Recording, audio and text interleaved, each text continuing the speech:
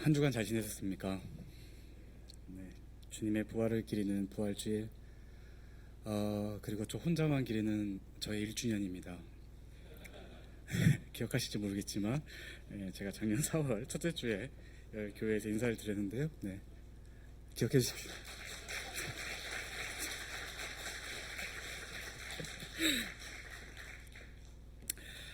네, 오늘의 본문 중 요한복음 20장의 본문은 이렇게 시작하고 있습니다. 주님께서 부활하신 첫날 저녁, 제자들은 유대 사람들이 무서워서 문을 모두 닫아 걸고 집 안에 있었다. 그때 예수께서 와서 너희에게 평화가 있기를 하고 인사만을 하셨다. 제자들은 예수님께서 갑자기 등장하셔서 크게 놀랐을 것입니다. 막달라 마리아가 이미 그들에게 전해준 말이 있지만 믿지 못했기 때문에 예수가 참으로 부활해 돌아왔으니 얼마나 놀랬겠습니까? 예수님은 그저 인사말을 전하는 것에서 그치지 않고 더 나아가 믿지 못하고 숨어있는 제자들에게 두 손과 옆구리를 손수 보여주시면서 그들의 마음을 안심시키고 있는 듯이 보입니다. 이야기를 잠시 샛길로 돌려서 이 본문을 보면서 저는 예전에 제 기억이 떠올랐습니다. 저희 아버지께서 군의원 선거에 나가신 적이 있습니다. 제가 아주 어렸을 적 초등학교 1학년 때 이때였던 것 같습니다. 아버지는 민주당 텃밭인 전라도에 사시는데 그때 민주당의 공천을 받지는 못하셨습니다. 무소속으로 웃긴 건가요? 네, 무소속으로 군의원 선거에 입후보를 하셨던 거죠. 그런데 지금 생각해보면 민주당 후보의 당락에 영향을 줄 정도로 기세가 대단하셨나 봅니다. 그렇게 선거가 진행되던 어느 날 부모님께서 아주 불안해 보이셨습니다. 갑자기 집에 외할아버지와 외할머니가 오셨고 당시에 아무 영문도 모르는 채 저는 부모님의 손에 이끌려서 저는 면에 살았는데요. 무안 군에 있는 모텔로 이동을 했습니다. 나중에서야 안 사실이지만 민주당 공천을 받은 후보 쪽 사람들이 저희 집을 습격할 수도 있다는 제보가 들어왔던 겁니다. 예전 선거는 이렇게 참 야만적이었던 시기가 있었죠. 집에 있는 가족들은 모두 문을 걸어 잠그고 불을 끄고 집안에서 혹시나 모를 습격 사건에 대비해야 했습니다. 만든 이야기가 아닙니다. 실제로 일어난 일입니다.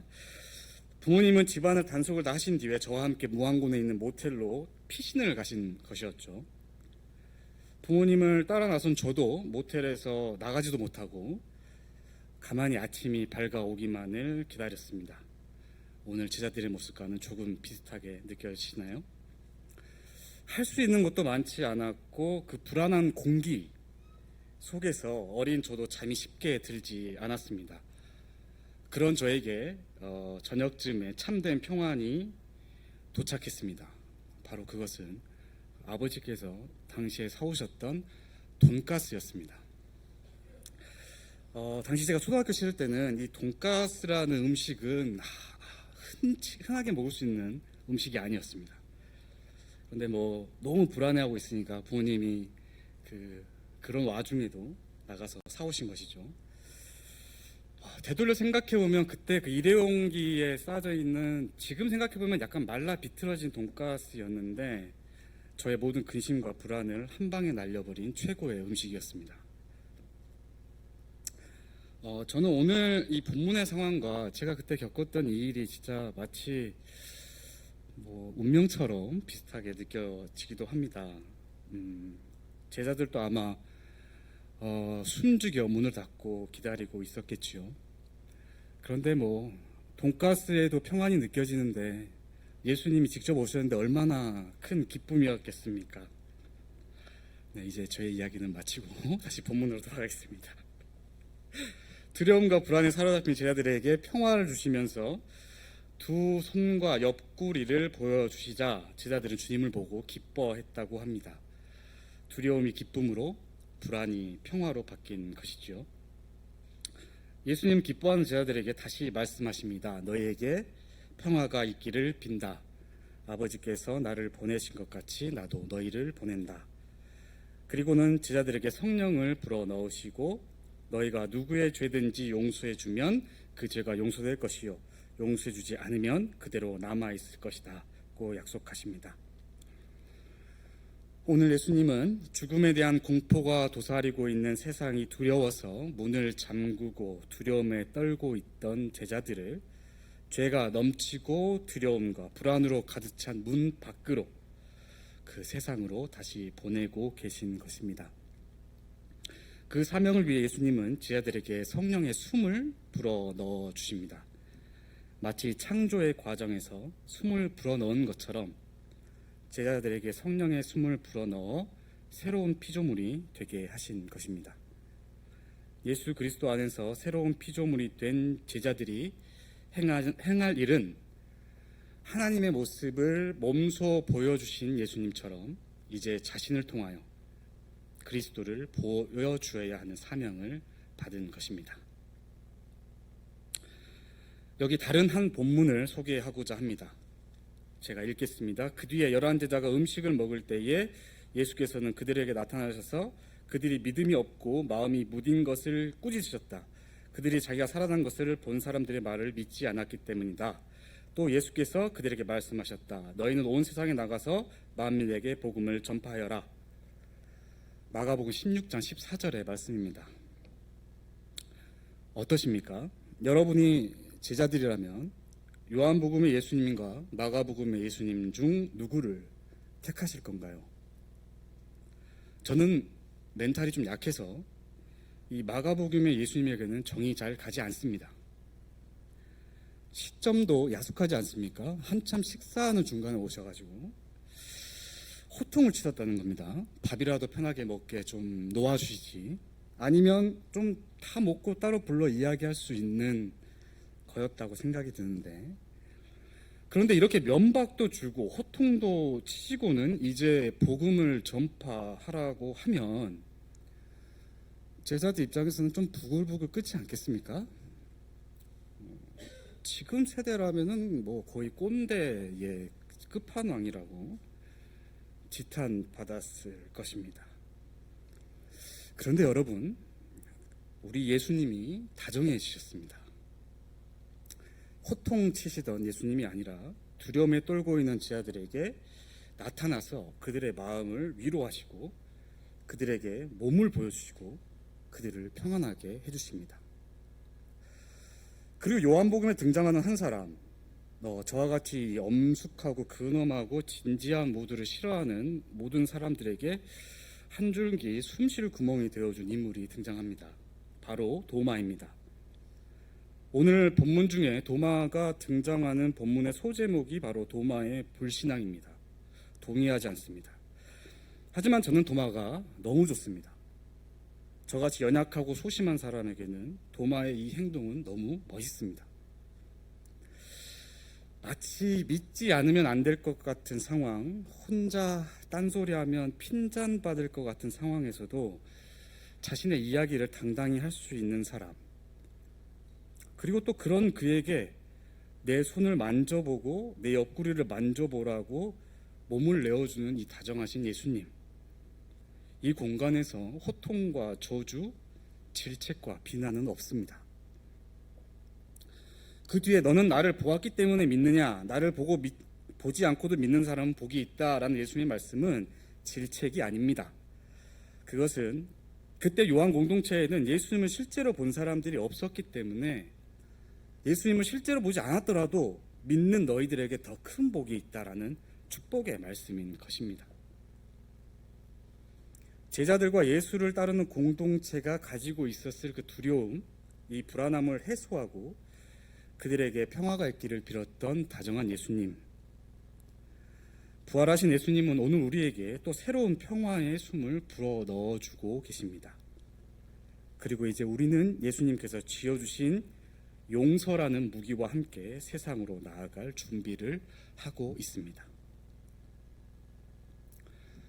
우리의 삶은 얼마나 많은 적을 정복했느냐가 아니라 얼마나 많은 친구를 만들었느냐로 평가해야 합니다. 그것이 우리 종이 살아남을 수 있었던 숨은 비결입니다. 다정한 것이 살아남는다라는 책에서 저자는 이렇게 말하고 있습니다. 이 문장이 맞냐 틀리냐 이걸 떠나서 저는 이 저자와 같이 생각하고 희망하고 싶습니다. 오늘 우리가 또 함께 읽은 다른 본문의 사도행전 4전의 말씀의 가장 중요한 전제는 많은 신도가 다 한 마음과 한 뜻이 되었다라는 것입니다. 사도행전 4장의 말씀이 소유를 나누고 가난을 없앴다는 것에 중점이 되어 해석되어집니다마는 그것도 또 참된 공동체의 상이라고 할 수 있습니다. 하지만 전 한 마음과 한 뜻이 전제가 되지 않는다면 아무리 소유를 나눴다고 하더라도 그것은 일회성 이벤트에 그쳤을 것이라고 생각합니다. 서로 간에 한 마음과 한 뜻이 되어야 나의 소유와 다른 이의 소유가 보일 것입니다. 내 마음과 너의 마음이 보이고 소통하여야 내가 아닌 다른 이의 필요가 보입니다. 군림하고 정복하고 경쟁에서는 절대로 알 수 없는 그것, 문을 닫고 웅크리고 있으면 볼 수 없는 그것은 우리가 우리 안에 문을 열고 접촉하고 왕래하여 사귐을 가질 때 비로소 가능한 것입니다. 한 마음 한 뜻을 이루기 위해 우리가 해야 할 일은 무엇일까요?